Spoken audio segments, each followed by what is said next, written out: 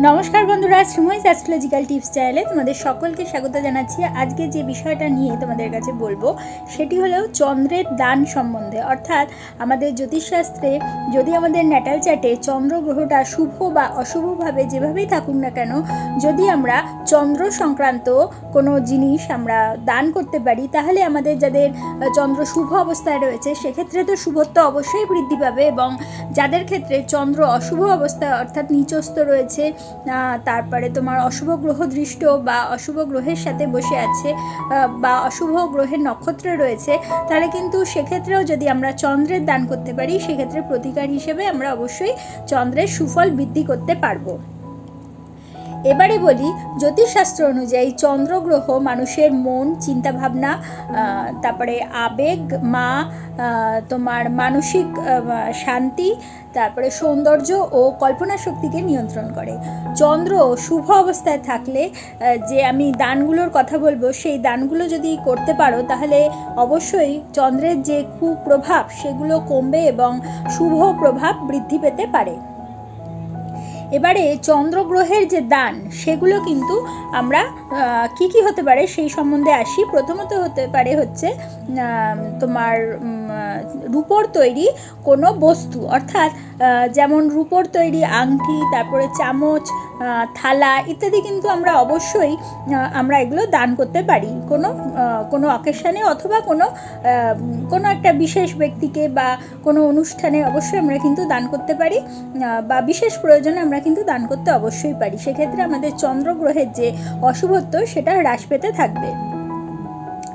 এছাড়াও দুধ অর্থাৎ গরুর দুধ বিশেষ করে সোমবার দিনকে যদি আমরা দান করতে পারি তাহলে কিন্তু অবশ্যই আমরা শুভ প্রভাব বা ভালো ফল পেয়ে থাকব।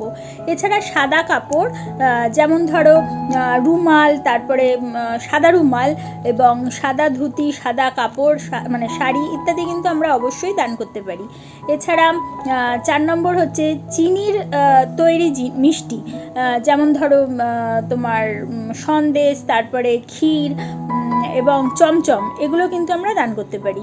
এছাড়া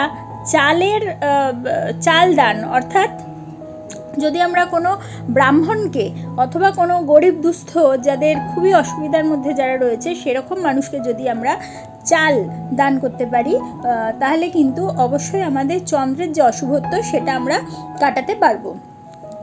দই বা ঘোল এটি আমাদের মনকে শান্ত করতে সাহায্য করে, সে কারণে যদি আমরা দইয়ের শরবত বা দইয়ের ঘোল করে আমরা যদি দান করতে পারি বা কাউকে খাওয়াতে পারি সেক্ষেত্রেও কিন্তু আমাদের এই চন্দ্রের যে অশুভত্ব বা দুর্বলতা সেটা আমরা হ্রাস করতে পারবো। এছাড়া সাদা ফুল আমাদের পুজোর কাজে তো আমরা সাদা ফুল ব্যবহার করেই থাকি, সেই জন্য সাদা ফুল যদি আমরা পুজোর সময় দান করতে পারি পুজোর কাজে বেশি করে তাহলেও কিন্তু আমাদের চন্দ্রের অশুভত্ব দূর করতে পারি। মুক্তা যদি আমাদের আর্থিকভাবে সক্ষম হয়ে থাকি আমরা সেক্ষেত্রে মুক্তা যদি কাউকে দান করতে পারি বা নিজের যদি চার্টে জন্মছকে যদি চন্দ্র অশুভ বা নিচস্থ অবস্থায় থাকে সেক্ষেত্রে যদি বিশেষভাবে বিচার করে আমরা দেখতে পারি তাহলে সেক্ষেত্রেও কিন্তু আমরা মুক্তা ধারণ করতে পারি অথবা মুক্তা কাউকে দান করতে পারি। এছাড়া জলপূর্ণ তোমার ধাতব পাত্র অর্থাৎ জলপূর্ণ করা যদি রূপোর পাত্র মানে কোনো রূপোর পাত্র বা রূপোর কোনো জিনিস তৈরি করে তার মধ্যে জল ভর্তি করে সেই পাত্রটাকে যদি আমরা দান করতে পারি সেক্ষেত্রেও কিন্তু আমাদের চন্দ্রের প্রতিকার আমরা করতে পারবো। এবারে এই যে দানটা করছি আমরা কোন দিন করতে পারবো, এই দানটা বিশেষত আমরা সোমবার দিনকে কোনো শুভ দিনে মানে শুভ যদি নক্ষত্র চন্দ্রের নক্ষত্র থাকে সেক্ষেত্রে তো খুবই ভালো, তবে সবার ক্ষেত্রে তো চন্দ্রের নক্ষত্র কবে পড়ছে সেটা বোঝা সম্ভব নয়, সেই হিসেবে চন্দ্রের জন্য কিন্তু নির্দিষ্ট বার হচ্ছে সোমবার, সেক্ষেত্রে সোমবার দিনকে আমরা অবশ্যই এই দানগুলো করতে পারি। এবারে কারা এই দানগুলো করতে পারবে আমি তো প্রথমেই বললাম যাদের শুভ অবস্থায় রয়েছে তারা অবশ্যই দান করতে পারবে চন্দ্রের শুভত্ব বৃদ্ধির জন্য, এবং অশুভ অবস্থায় যাদের রয়েছে সেক্ষেত্রে অর্থাৎ দুর্বল অবস্থায় রয়েছে নিচস্থ অবস্থায় পাপগ্রহযুক্ত রয়েছে এবং বিশেষ করে অমাবস্যায় যাদের জন্ম সেক্ষেত্রেও কিন্তু তারা এই চন্দ্রের প্রতিকারের জন্য চন্দ্রের এই দানগুলো অবশ্যই তোমরা কিন্তু করতে পারবে।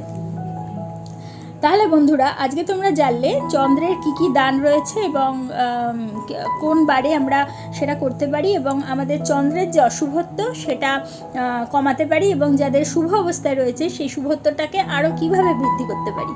যদি তোমাদের আমার এই ভিডিওটা ভালো লাগে তাহলে অবশ্যই একটা লাইক করে দিও, তোমাদের পরিচিতদের মধ্যে শেয়ার করে তাদেরও জানার সুযোগ করে দিও এবং যারা এখনও পর্যন্ত আমার চ্যানেলটা সাবস্ক্রাইব করোনি অবশ্যই সাবস্ক্রাইব করে দিও এবং পাশে থাকা বেল আইকনটি প্রেস করতে কিন্তু একেবারেই ভুলো না। তাহলে প্রত্যেকে ভালো থেকো, প্রত্যেককে ভালো রেখো। পরবর্তী ভিডিওতে আবার চলে আসবো, ততক্ষণের জন্য সকলে ভালো থেকো। নমস্কার।